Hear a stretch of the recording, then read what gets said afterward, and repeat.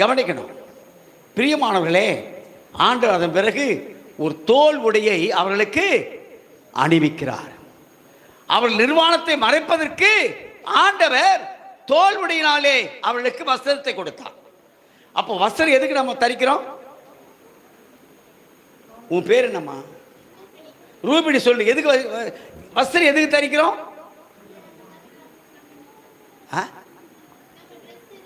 எதுக்கு போடுற? மறைக்கிறதுக்கு. உட்கார். எத்தனை படிக்கிற? First year college. எத்தனை படிக்கிறேன்னா ஃபர்ஸ்ட் இயர் காலேஜ். அப்போ சொல்லுவாங்க காலேஜ். என்ன படிக்கிறதா கேட்டேன். இன்ஜினியரிங் படிக்கிறியா, டாக்டர் படிக்கிறியா, பிஎஸ்சி படிக்கிறியா? சரி வீடு உட்காரு. தேவையாவது எனக்கு கவனிங்க. நான் என்ன சொன்னேன் இப்போ மறந்துட்டேன்.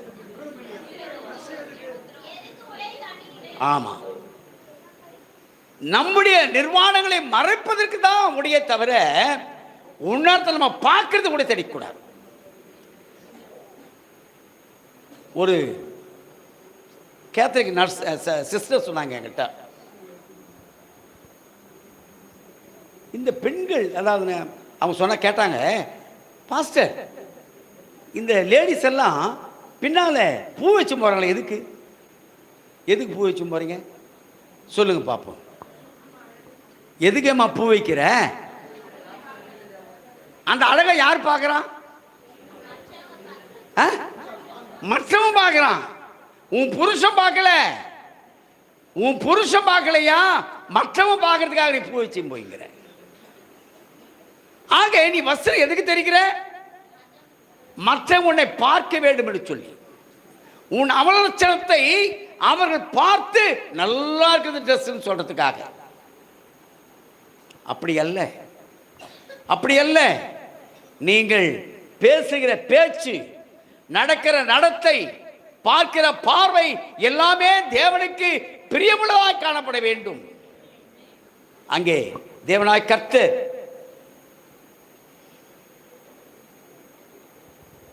ஆரோனுக்கும் அவருடைய பிள்ளைகளுக்கும் ஆசாரிய உடை தரித்தார். அது எப்படி தரிக்க வேண்டும், எந்த அளவுக்கு இருக்க வேண்டும், அதை வாசிக்கலாம் பார்ப்போம். ராத்திராமத்தின் புஸ்தகம் 28ஆம் அதிகாரம் 42ஆம் வசனம். முடிச்சிடறேன், ஒரு 3 நிமிஷம் முடிக்கிறேன். பாருங்க, அவருடைய நிர்வாணத்தை மூடும்படிக்கு இடுப்பு தொடங்கி முழங்கால் மட்டும்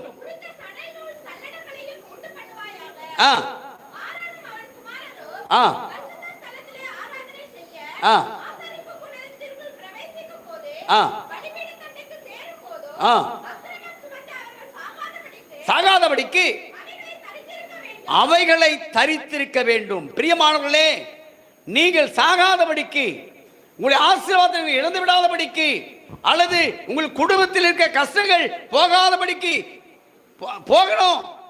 போகாதபடி இருக்கணும் தான் இப்படிப்பட்ட காரியங்களை செய்வான். இல்லைங்க பிரதர், நான் ரொம்ப நாளா ஜெபம் பண்றேன், என் ஜெபம் கேட்கப்படலை. எப்படி கேட்கப்படும்?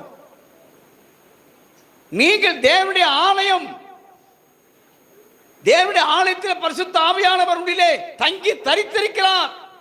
அவரை நாம் துக்கப்படுத்துறோமா அல்லது சந்தோஷப்படுத்துகிறோமா? சங்கீதம் 9:1 வாசிங்க பார்ப்போம்.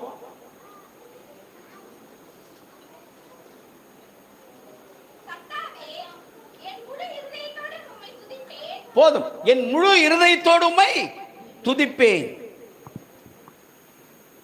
நாம் என்ன செய்யணும்? அவர் நம்முடைய முழு இருதயத்தோடும் அவரை துதிக்க வேண்டும்.